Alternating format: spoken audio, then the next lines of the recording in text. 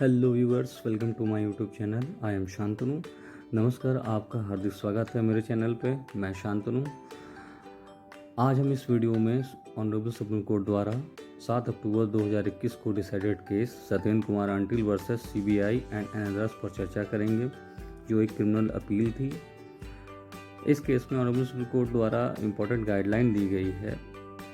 वो गाइडलाइन इस पर्पस पे है कि अक्सर ये पाया गया है, और इस केस के भी फैक्ट्स में यही हुआ था कि अक्सर ये पाया जाता है कि जब चार्जशीट फाइल होती है तो अक्यूज को कस्टडी में ले लिया जाता है, और भले ही उसने इन्वेस्टिगेशन में कोऑपरेट किया हो या बराबर जब भी पुलिस ने बुलाया हो आया हो, लेकिन फिर भी उसे अरेस्ट कर लिया जाता है, यानी कस्टडी में ले लेते हैं।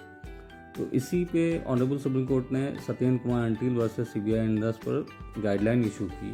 हम इस वीडियो में केवल गाइडलाइन को जानेंगे कि गाइडलाइन क्या थी हैं।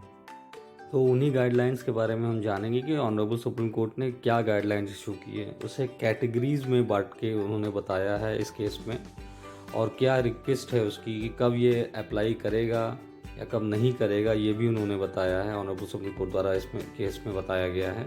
तो आइए शुरू करते वीडियो को। The request condition for this guideline to apply are: first, not arrested during investigation, पहला। दूसरा, cooperate throughout in investigation including appearing before investigating officer whenever called. तो इस दिशा निर्देश को लागू करने के लिए जो गाइडलाइन दी गई है, आवश्यक शर्तें यह हैं कि पहला, कि अक्यूज जांच के दौरान यानी आरोपी जांच के दौरान गिरफ्तार नहीं किया गया। दूसरा, जब भी बुलाया जाता है तो जांच अधिकारी के सामने पेश होने सहित जांच में पूरा सहयोग किया उसने।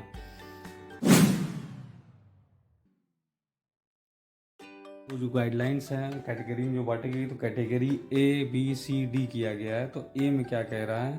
Category A, offences are those which punishable with imprisonment of 7 years or less, not falling in the category B and D.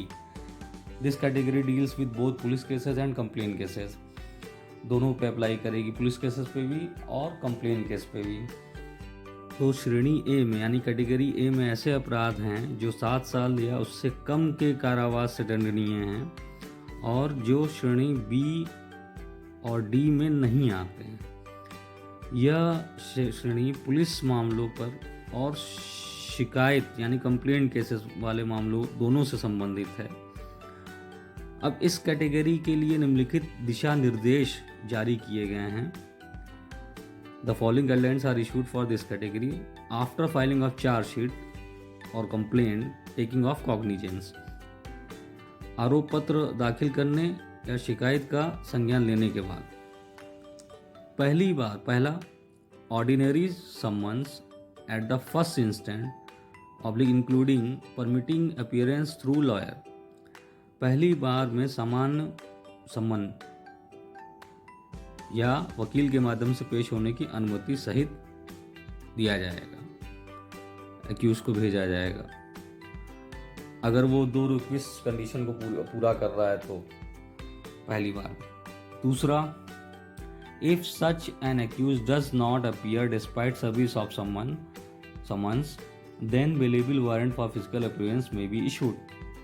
यदि ऐसा आरोपी सम्मन की तामील के बावजूद पेश नहीं होता है तो शारीरिक उपस्थिति के लिए जमानती वारंट यानी BW बेलेबल वारंट जारी किया जा सकता है।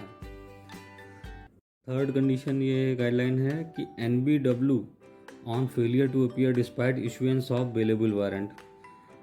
अब जैसे सेकंड में जो बेलेबल वारंट गया था यानी जमानती वारंट जारी होने के बावजूद पेश होने में विफल रहने पर, तब भी वो नहीं आ रहा है तो गैर जमानती वारंट भेजा जाएगा।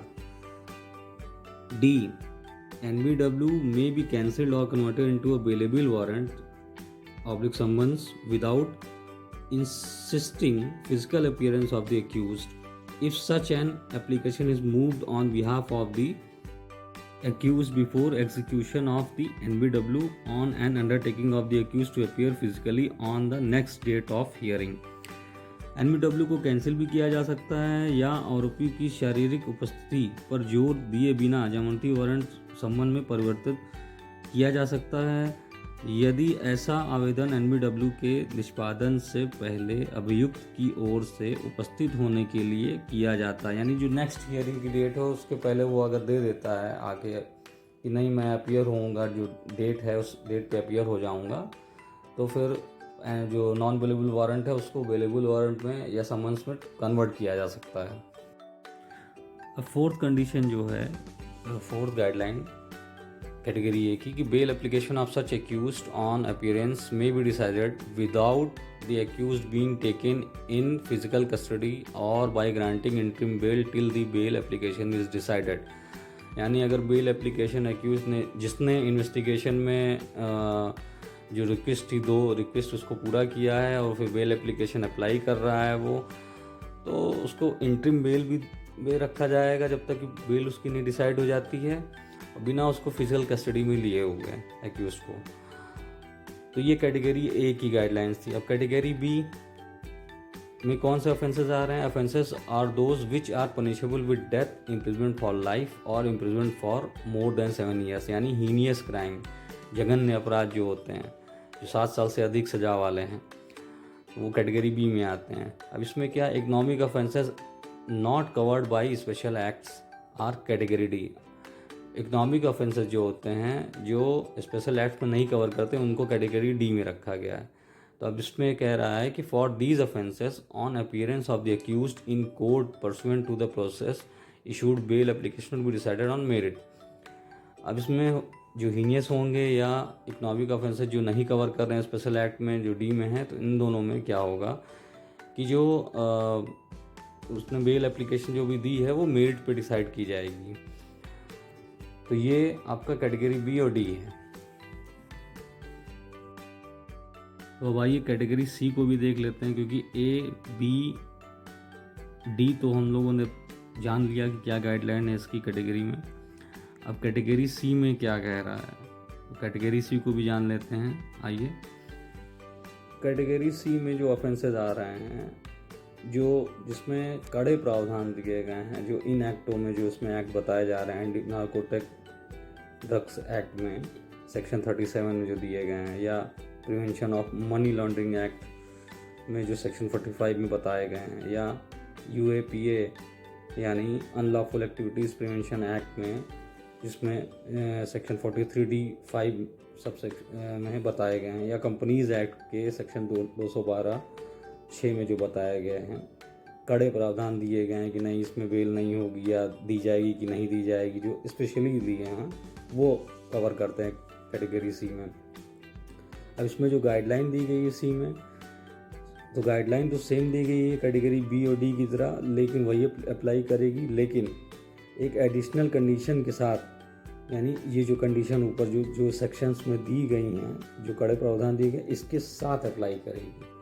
तो ये कैटेगरी सी में गाइडलाइन दी गई है कैटेगरी सी के ऑफेंसेस के लिए। तो ये ऑनरेबल सुप्रीम कोर्ट द्वारा Satyendra Kumar until versus CBI and others में गाइडलाइन दी गई है कि अगर चार्जशीट फाइल होते समय एक्यूज को अरेस्ट कर लिया जाता है तो किन किन ऑफेंसेस में, या जो जितनी गाइडलाइन कैटेगरीज वाइज बांटा गया बताया गया है। होप सो आपको ये वीडियो पसंद आई होगी। Thanks for watching.